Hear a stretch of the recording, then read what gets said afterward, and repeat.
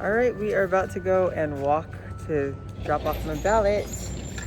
Drop off that ballot, rock the vote. Rock the vote, right? How what?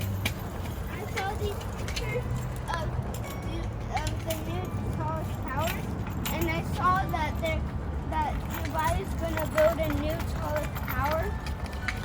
And Dubai looks really nice. I've never been there before. Yeah, Dubai's in the United Arab Emirates. I haven't been there either, but I actually had Dubai on my vision board for 2020. So hopefully we will be going there soon. All right, here we go. I see the ballot drop box.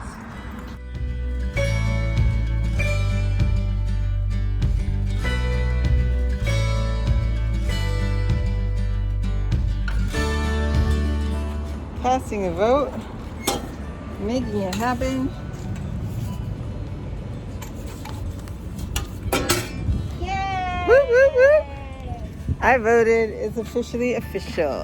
Scotch, what do you think? Are you concerned about the integrity of the voting process?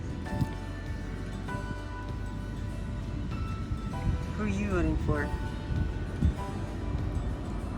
Who are you voting for, Scotch? You don't want to talk about it? I understand. We just saw Lincoln's teacher from last year voting also. It's kind of nice that we have a drop box in our community, and it's great that we can see all of our neighbors participating in the voting process. And we got Scotch doing whatever he's doing over here. So the voting process is a little tricky. Obviously we have, the presidential candidate, that's obvious. But we had a couple of other positions that I really wasn't that familiar with, and several propositions that I needed to do quite a bit of research to feel like I was making an informed decision. We had, for example, a proposition about having a medical professional on site at dialysis centers. I don't know a lot about that. I wasn't sure if that was to, if we don't have that requirement, if that helps to increase access for people, or if there's a quality issue that's trying to be addressed. I just wasn't sure. And you get so much different kinds of propaganda when you are looking at, the ads for these different propositions and everything. So I have a friend that I went to college with at Columbia, and she has experienced renal failure and had to be on dialysis. So I actually reached out to her to ask her to look at the proposition for me.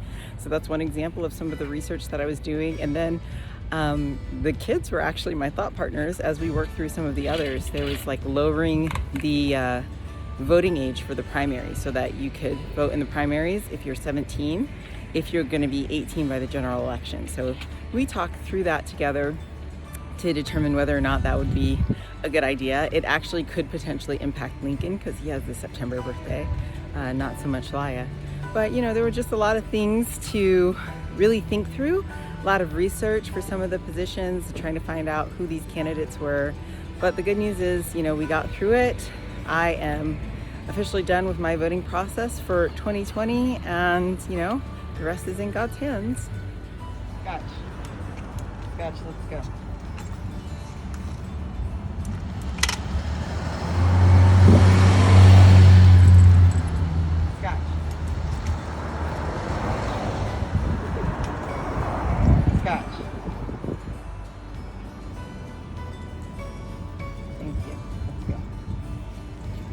And so just like that, we're almost back home. Make sure you make your plan to vote. There's still a couple more days to be involved in the voting process. Every vote counts. So just encourage you to vote. You see, I was even able to do it with these guys. All of us, the dog, everybody. Yeah, soon enough. All right, thanks for watching.